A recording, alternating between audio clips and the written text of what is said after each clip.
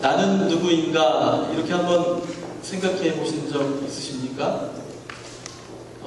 거울을 보시다가 문득 거울 안에 있는 자신의 얼굴이 낯설게 느껴지신 적 없으세요? 혹시 그 사람에게 말을 걸어보신 적 있으십니까? 예, 있으시죠? 예, 문득 내 얼굴이 낯설고 나는 어떤 사람인가, 나란 인간은 어떤 인간이었는가, 이런 것들을 한 번쯤 생각해 보신 적이 있을 것입니다. 그것이 바로 정체성에 관한 이야기입니다. 정체성이 중요한 시대이죠. 정체성이라는 말, 다른 말로 하자면 나를 다른 누군가 또는 다른 무언가와 동일시하는 그러한 행위를 말합니다. 즉 내가 아닌 다른 존재를 나와 동일시하는 그 행위를 통해서 만들어지는 나의 인격을 가지고 정체성이라고 말합니다. 그러므로 나라는 정체성은 그냥 홀로 주어지고 하늘에서 떨어지는 것만이 아니라 반드시 다른 사람 또는 외부의 다른 존재와 내가 함께 동일시될 때에 만들어지는 것이 바로 정체성이라고 할 수 있죠. 그래서 우리가 흔히 말하는 민족 정체성 이런 것이 있죠. 우리가 아무리 미국 땅에 오래 살았어도 내가 미국인과 동일시하지 않고 우리 한국 민족과 동일시하는 그 정체성을 동일시하는 그 마음을 내가 가지고 있는 한 나의 정체성은 여전히 한국 한민족에 있는 것이죠. 내가 이 캘리포니아주에 살고 있지만 전라도의 정체성을 아직도 동일시하는 그 마음을 가지고 있으면 나는 여전히 전라도 또는 경상도라는 그런 정체성을 여전히 품고 살아가게 되는 것입니다. 성 정체성이라는 것도 그렇게 돼서 문제가 되는 것이 아니겠습니까? 나에게 주어진 생물학적인 그런 정체성과는 관계없이 특정한 성을 나와 동일시할 때에 성 정체성의 혼란이라는 것이 생겨나게 되는 것입니다. 성 정체성, 민족 정체성, 그 밖에 어떠한 것을 붙여도 정체성이라는 것은 우리 삶 속에서 굉장히 밀접하게 정말 중요한 문제로 우리와 관련이 되어 있습니다. 한 사람의 인생에 지대한 영향을 미치죠. 그 사람의 정체성이 무엇냐에 따라서 그 사람이 어떤 인생을 살아가느냐가 결정짓게 됩니다. 예를 들어서 어려서 부모의 사랑을 받지 못하고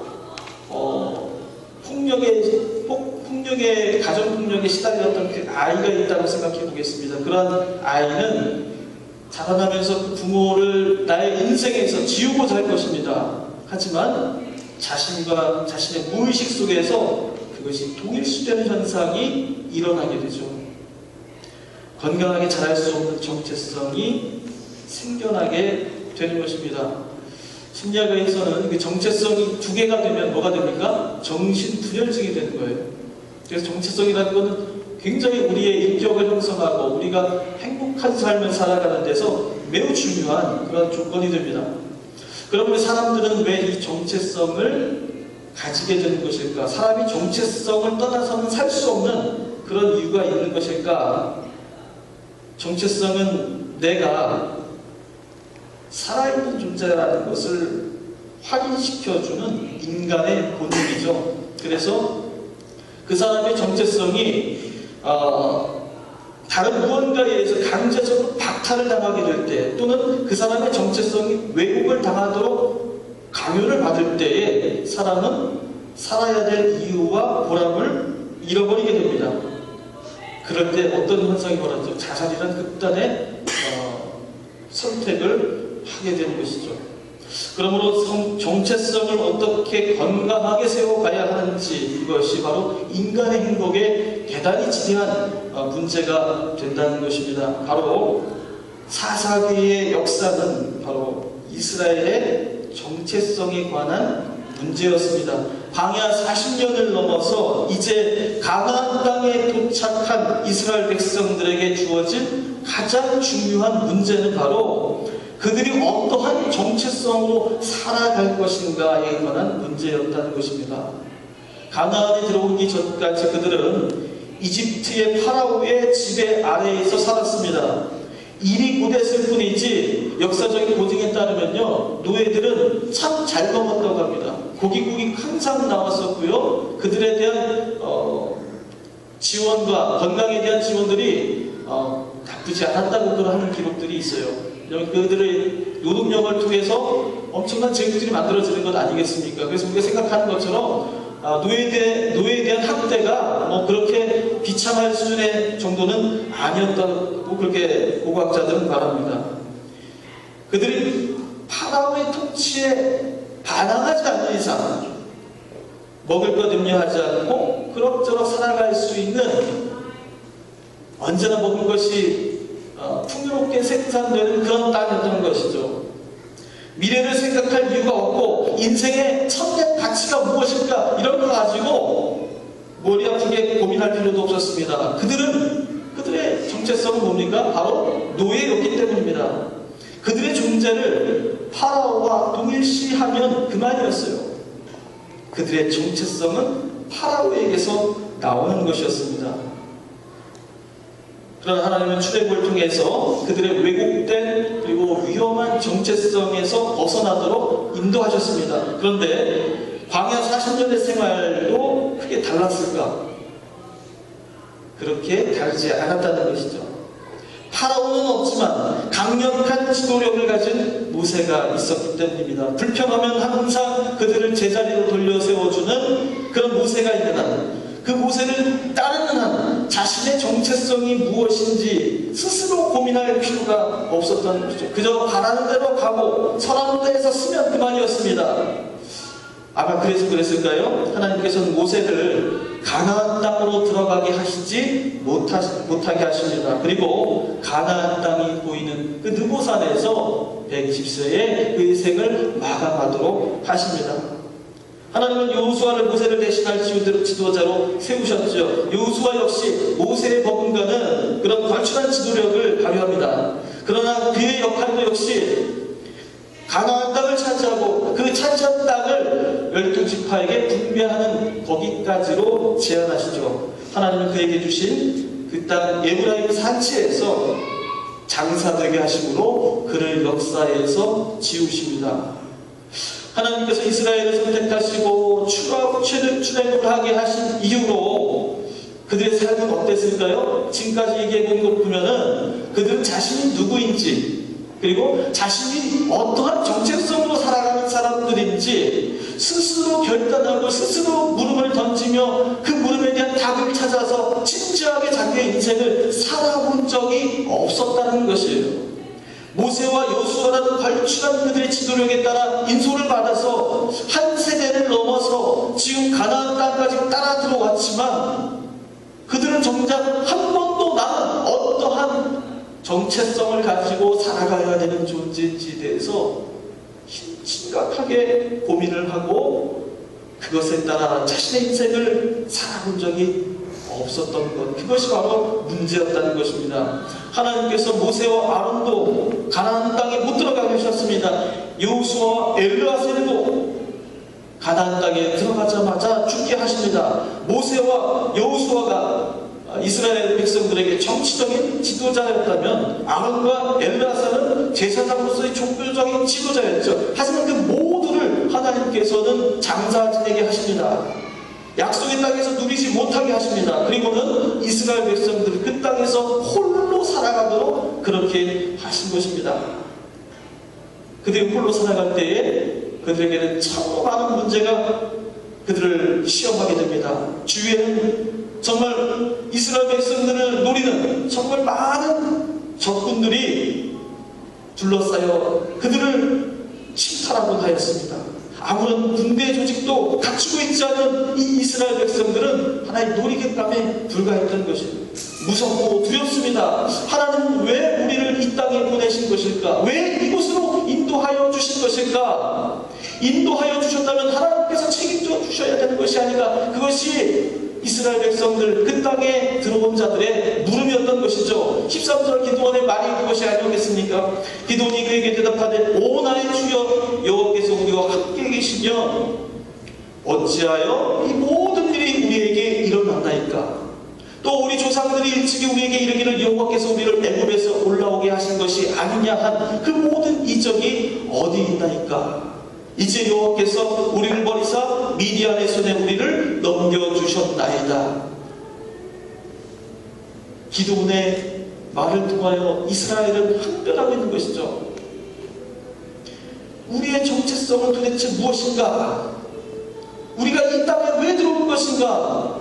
하나님이 우리를 이곳에 들어오게 하셨으면 하나님께서 그 많이 보여주셨던, 그토록 보여주셨던 그 이적을 우리에게도 보여주시고 미디안의 손에서 우리를 지켜주셔야 할 것이 아닌가. 도대체 우리는 누구인가라는 그러한 고민 속에 빠져들게 된 것입니다. 어쩌면 하나님은 그들을 가나안 땅으로 들여보내실 때, 홀로 들어가게 하셨을 때에 진짜 이스라엘 백성들 그들이 누구인지를 스스로 깨닫도록 하게 하시려 하신 것이 아니겠습니까? 이제부터는 생존이 문제지만 그보다 더 중요한 건 삶의 중요한 문제가 아니라 어떻게 살아가느냐가 진짜 문제가 되었습니다. 어떤 정체성으로 살아갈 것인지 그들은 시험대 위에 오르게 될 것입니다. 이때 오래전부터 잊고 살았던 그 노예로서의 그 정체성이 그들 몸 안에서 하나둘씩 살아나게 되죠.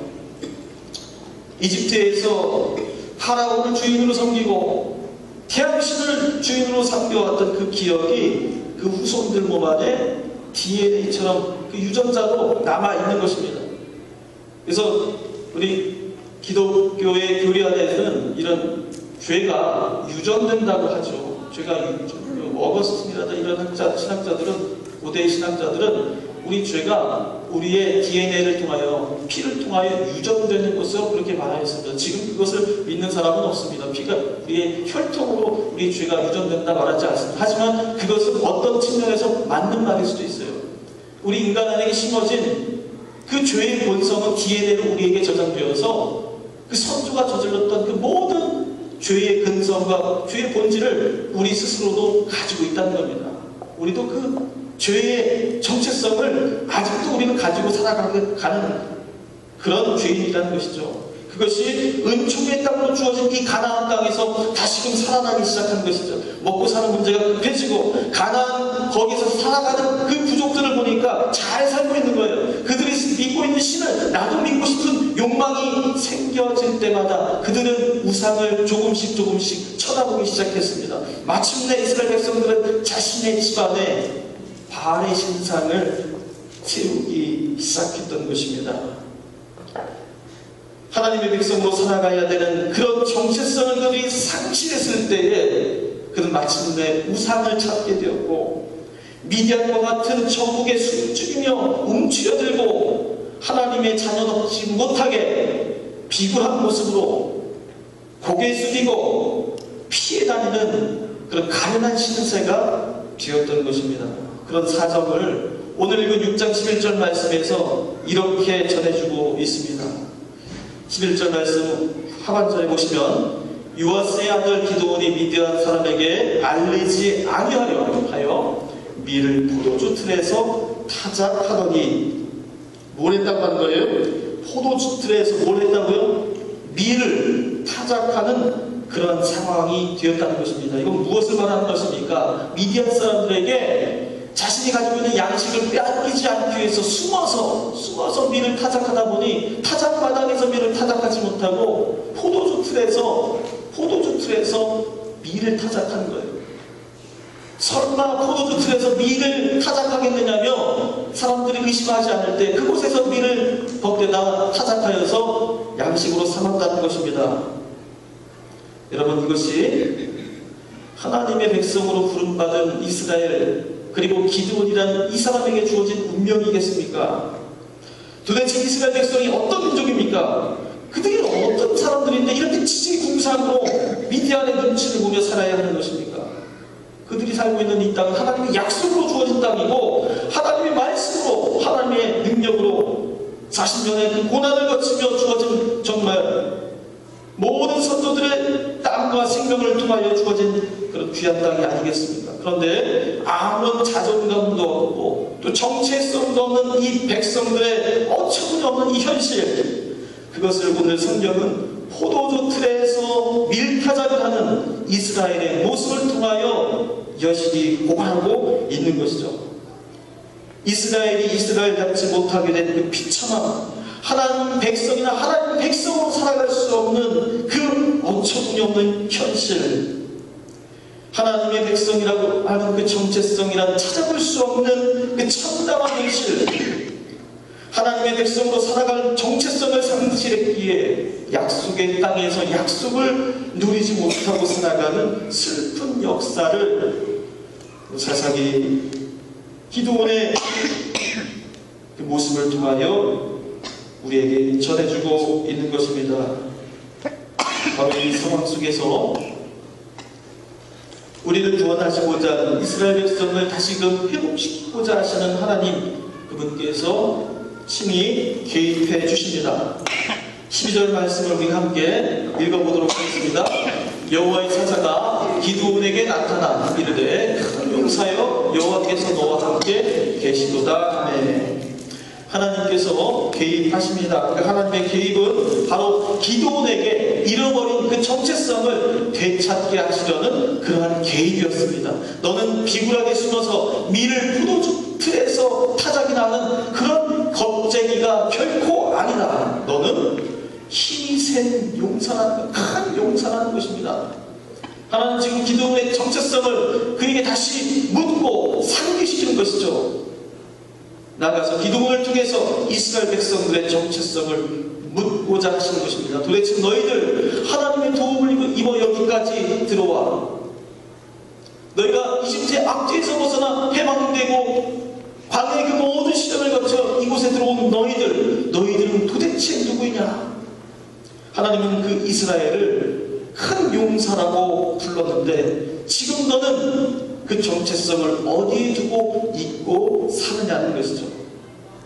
가나안 땅에 들어온 너희들, 지금 짓고 있는 그 땅에서 살아가는 너희들, 하나님의 구원 도움을 받아서 구원을 얻은 너희들, 도대체 너희가 이 땅에서 서 있게 된 그 존재의 의미는 무엇이냐? 왜 거기에 서 있느냐? 사사기 전체를 통해서 끝없이 반복하여 되묻고 계시는 물음은 바로 이스라엘의 정체성인 것이죠. 왜 하나님께서 이 낯선 땅까지 불러주셨는가? 왜 이곳에서 우리를 이토록 힘들게 살아가도록 하셨는가? 우리를 통해서 하나님 무엇을 이루고자 하는 것인가?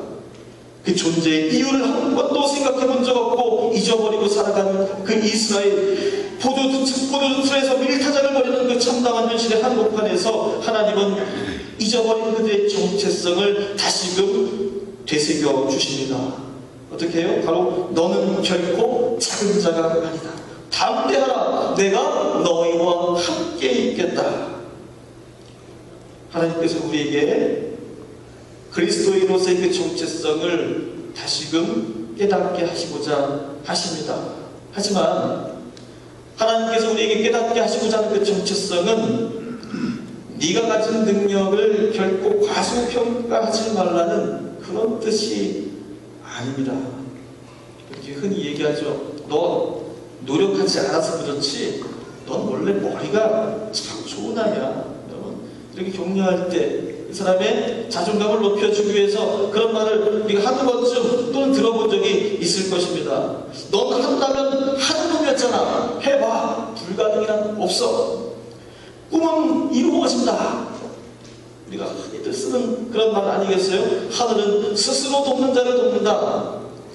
그러나 하나님께서 기드온에게 너는 큰 용사라고 그렇게 말씀하실 때에 이런 격려의 말씀, 그의 자존감을 일으켜 세우고자 하는 그런 말씀이 결코 아닙니다. 하나님이 깨닫게 하시려는 그 정체성이라는 것은 기드온이라는 한 인간의 인격, 이스라엘이라는 민족의 자질과 숨겨진 그 저력을 네가 잊어버렸느냐? 너희들은 강한 자고 너희 힘은 무궁무진하다는 것을 깨닫게 하시고자 하는 것이 아니라 너희들의 그 정체성과 그 힘은 너희에게서 나오는 것이 아니라 하나님이 너와 함께 하신다는 사실을 깨달음으로 발견되는 정체성이라는 것입니다. 그러므로 하나님께서 너희와 함께 계시다는 사실을 다시 한번 상기시켜 주시는 것입니다.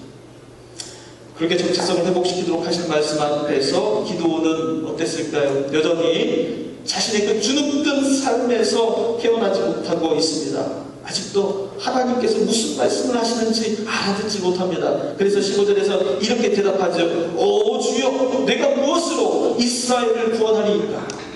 보소서, 나의 집은 므낫세 중에 극히 약하고 나는 내 아버지 집에서 가장 작은 자이니이다. 이디안 기도원이 볼 때에 이 나라를 구하고 미디안의 이 위협으로부터 우리나라를 구할 수 있는 그 힘의 원천, 그 정체성은 뭐여야 된다고 생각하는 거예요. 미디안과 맞서려면 적어도 유다 지파처럼 큰 지파에서 그런 위대한 사람이 나와야지 이 므낫세 지파처럼 작은 지파에서 뭐 대단한 것이 나올 수 있겠냐고 보는 것입니다. 번지수를 잘못 찾았다는 것이죠. 자신은 게다가 그 집안에서도, 므낫세 집안에서도 작은 자가 아니니까 내가 없지 그런 한 일을 감당할 수 있을까요? 결국 겸손에서 나오는 말이 아닙니다. 자신의 정체성을 여전히 깨닫지 못하는 패배자의 모습을 보고 있는 것이죠. 여러분, 기도원의 대답을 보면서 여러분 무슨 생각을 합니까? 성경을 보면 그런 많은 부르심을 받은 자들, 그러나 하나님 앞에 감히 나서지 못한 사람들의 이야기를 듣곤 합니다. 그럴 때마다 우리가 빠지게 되는 잘못이 있죠. 그들을 참 한심하다 여기는 것이죠. 하나님께서 간택하시고 친히 말씀하시는데 그게 우리가 정말 주님 앞에서 할 소린가? 우리 이렇게 생각하는 것입니다. 지금은 이런저런 변명을 늘어놓을 때가 아니라 주님, 제가 여기 있습니다. 저를 보내주십시오 라고 그렇게 얘기해야 되는 것이 아닌가? 사실 이 기도의 대답은 하나님을 믿는다는 우리 모든 사람들의 적나라한 모습이기도 합니다. 하나님께서 우리 여러분들을 통해서 가정을 구원하시겠다고 부르신 것이 아니겠어요? 여러분의 손을 통해서 생각지도 못한 구원의 역사를 보여주시겠다고 하신 것이 아니겠습니까? 우리 뉴 그레이스 교회를 통해서 하나님께서 이 세상이 아직도 알지 못하는 그 놀라운 진리를, 또한 믿는 자들이 여전히 죄 가운데 머물러 벗어나지 못하는 그 한계를 이 교회를 통해서 보여주시고자 하신 것이 아니겠습니까? 그런데 마치 기도원이 자기의 가문을 탓하고 자신의 집안을 탓하듯이 우리 역시도 우리 자신의 능력을 탓하고 있다는 것이죠. 내가 아직 믿음이 작고 내가 아직 해야 될 일이 너무 많아서 아직 주님의 말씀을 따라 살기에는 아직 상황이, 여건이 좋지 못하다는 것입니다. 좀 상황이 좋아지면 그때 가서 열심히 해보겠다는 것이죠. 그런데 여러분, 틀림없이 우리가 기억해야 될 일이 있습니다. 지금 아니면, 지금이 아니라면 나중 가서도 아니라는 사실입니다. 이건 변함이 없는 사실입니다. 왜 그렇습니까? 나의 육체적인 힘, 인간적인 힘은 늘 정해져 있습니다. 나이가 들수록, 시간이 지날수록, 상황이 좋아질수록, 여러분, 나의 시간이 더 바빠질수록 하나님 앞에 설 수 있는 기회는 어떻게 해서든지 점점 줄어들기 마련입니다. 자신의 능력에 의지하여 주님 앞에서 서기를 원하는 그런 인간이 할 수 있는 선택은, 그건 뭡니까? 하나님부터 점점 멀어지는 것이죠. 그것이 사람의 본성이기도 합니다. 16절에서 의심하여 알아듣지 못하는 기드온에게 하나님께서는 답답한 심정으로 다시 한번 확신을 주십니다. 이렇게 말씀하시죠. 여호와께서 그에게 이르시되 내가 반드시 너와 함께 하리니 내가 미디안 사람 치기를 한 사람을 치듯 하리라. 하나님 알아듣지 못하실 때에 두 번 말씀하십니다. 반드시 너와 함께 하리라. 이것을 믿는 것이 내 존재의 정체성이 되어야 한다는 말씀입니다. 내가 무엇이든 어떤 상황이든 그게 문제가 아니라, 네 환경과 네 조건이 문제가 아니라 네가 가지고 있는 정체성이 무엇인가, 내 안에 있는 그 중심이 무엇인가를 확인해 보라는 것입니다. 그 안에 하나님을 너와 함께하는 분으로 믿고 있느냐고 그것을 묻고 계시는 것입니다. 하나님과 함께 있는 기도, 하나님과 동행하는 쉐카이나 임마누엘 하나님이 너의 정체성이 되어야 한다는 것입니다. 사사기를 통해서 읽어주시는 이스라엘에게 문제는 미디안이 아니라 바로 내 안에 있는 그 정체성, 주변의 상황이 어떻게 돌아가는 그 판세가 아니라 내 안에 있는 네 심지와 중심이 무엇인가가 중요하다는 것입니다. 그들이 프로주트에서 타작을 하는 그 이상 행동을 하고 크게 위축되어 숨죽여 사는 그 현실의 원인을 미디안의 탓으로 돌릴 것이 아니라 너의 정체성의 문제에서 찾으라고 하시는 것이죠. 요즘 뉴스를 들어보시면 한국에서 난민 문제가 이슈가 되어 있다는 것을 한 번쯤은 들어보셨을 것입니다. 제주도에 들어와서 난민 신청을 한 예멘 사람들이 한 500명 정도 됩니다. 난민 인정을 할 것이냐 말 것이냐를 가지고 굉장히 논란이 있는데, 난민 인정을 극렬히 반대하는 사람들 중에 기독교 단체도 끼어 있는 모양이죠. 그들이 반대하는 이유는 그것입니다. 예멘 사람들이 난민으로 인정되면 무슬림이 급속도로 한국 내에서 퍼져나갈 것이라는 그런 주장입니다. 그렇게 주장하시는 기독교인들의 우려를 반박할 생각은 없습니다. 나름대로 이유가 있겠죠. 그런데 아쉬운 것이 하나 있어요. 뭡니까? 정작 500명의 무슬림 때문에 1000만 그리스도인들의 신앙이 위협받을 수도 있다고, 그러니까 우리가 그렇게 언성을 높이기 전에 생각해 봐야 되는 것이죠. 1000만이나 되는 그리스도인들이 겨우 500명의 무슬림에 의해서 우리가 위협받을 수 있는 것인가? 그토록 우리의 믿음이라는 것이, 우리의 믿음의 정체성이라는 것이 그렇게 허약한 것이고 나약한 것인가? 1000만이나 되는 그리스도인이 겨우 500명의 무슬림 정도를 품을 수 없는가? 그 정도의 심장이 준비되어 있지 않은가? 500명의 무슬림 정도는 1000만의 가슴으로 뜨겁게 품을 수 있어야 하는 것이 그리스도인의 정체성이 되어야 하는 것이 아니겠습니까? 저는 1000만의 그리스도인들이 500명의 무슬림에게 흔들릴 정도로 나약한 정체성, 신앙의 정체성을 가졌다고 생각하지 않습니다. 그렇다면 도와달라고 하는 사람이, 그 사람의 손이 어떠한 손의 모양을 가졌든 우리는 가리지 않고 얼마든지 그들을 끼워나 줄 수 있어야 하는 것이 아니겠습니까? 그것이 그리스도인들의 힘이 아니고 무엇이겠습니까? 그것이 그리스도인들이 정체성을 가지고 살아가는 이 세상을 세상의 방식으로 살아가지 않고 하나님의 방식으로 살아가는 능력이 아니겠습니까? 우리의 삶을, 우리의 신앙을 위협하는 것이 외부에 있다고 말하게 하는 것은, 그것은 악마의 속삭임이죠. 문제는 외부에 있는 것이 아닙니다. 진짜 문제는 우리가 무슨 정체성으로 살아가느냐, 내 심장이 뛰고 있는 그 힘의 원천이 무엇이냐, 이것을 우리가 확인하는 데에 있는 것입니다. 우리는 진정 예수 그리스도로 말미암아 구원받은 백성들입니다. 우리는 그 정체성답게 살아가고 있는 사람들입니까? 우리는 하나님께서 우리에게 허락하여 주신 자유의 땅, 해방의 땅, 젖과 꿀이 흐르는 그 약속의 땅에서 참다운 주님의 백성으로, 자녀로 만끽하며 살아가고 있는 자들입니까? 아니면 여전히 누군가가 지어놓은 그 멍에 속에서 이집트에서와 같이, 미디안의 위험에서 벌벌 떠는 자들과 같이 그렇게 노예로 살고 있습니까?